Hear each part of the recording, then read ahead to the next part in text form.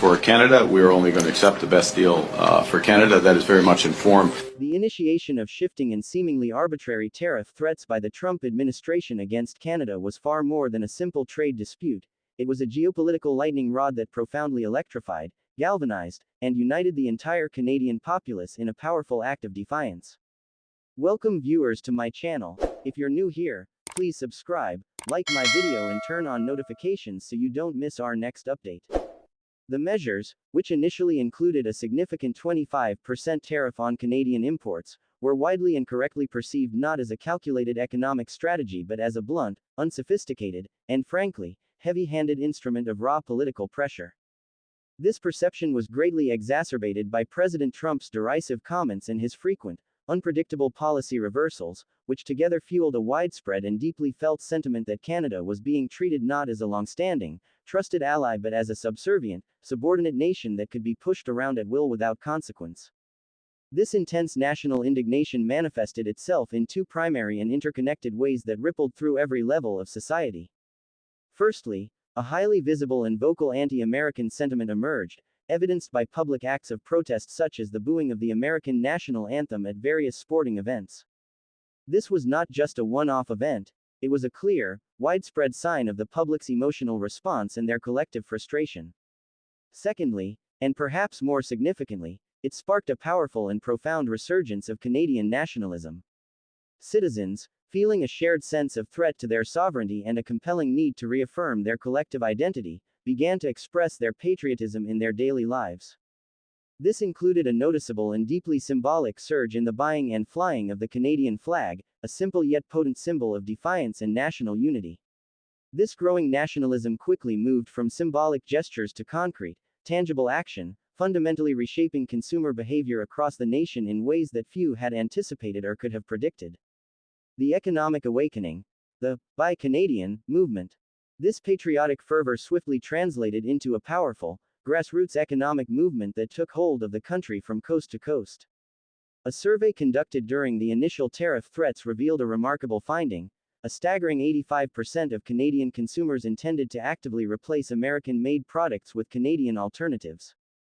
This was not merely a fleeting or temporary trend, it was a deliberate, widespread, and deeply personal consumer pledge that promised to and subsequently did reshape the entire retail landscape.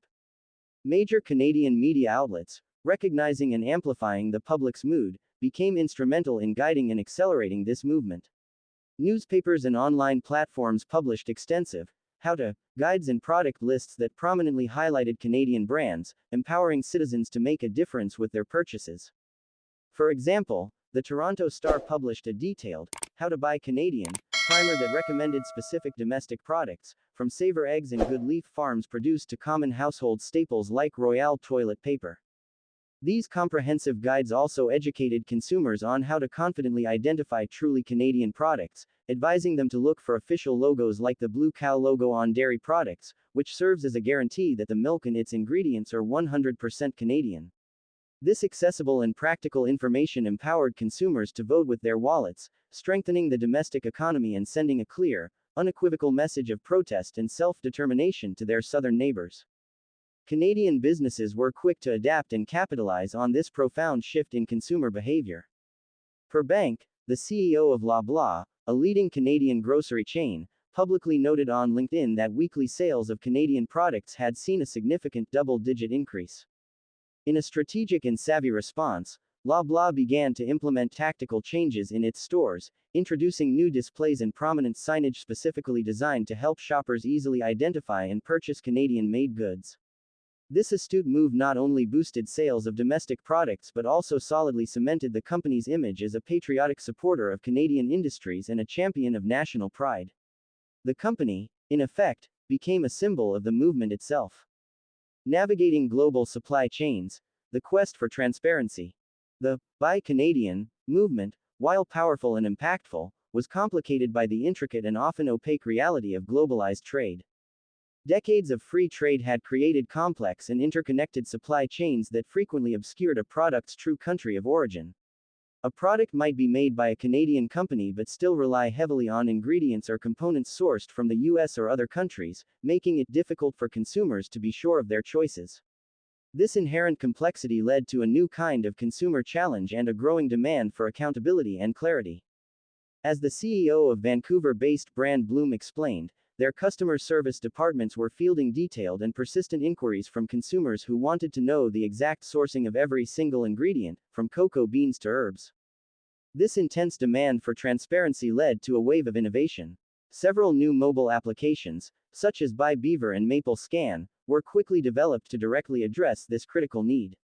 These innovative apps allowed shoppers to scan a product's barcode and instantly receive a detailed breakdown of its Canadian-ness, empowering them to make informed choices that aligned with their newly rediscovered patriotic values.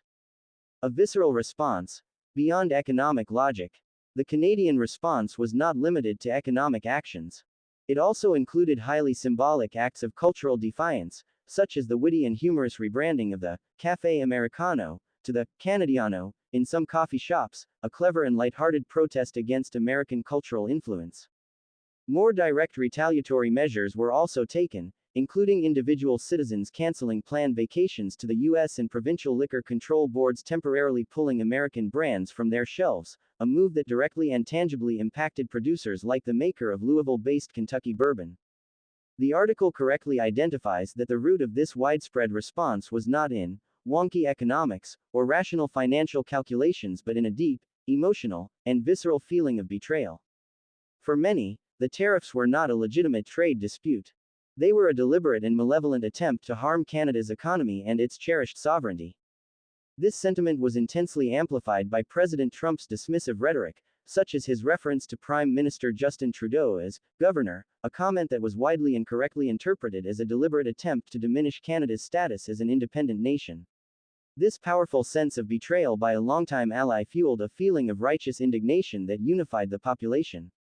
As one Halifax resident explained to CTV News, "I think we should really cut them off. And we should stay buying 100% Canadian." This powerful, emotionally charged statement encapsulated the core sentiment of a population determined to assert its independence and self-worth. In a fascinating and ironic twist, the trade dispute, which was initiated by an administration promoting its own unique brand of nationalism, ultimately fostered a similar and equally powerful spirit of economic nationalism in Canada, creating a powerful, unifying force out of a period of national hardship and indignation. The very tool meant to harm them instead became a catalyst for their own empowerment and unity.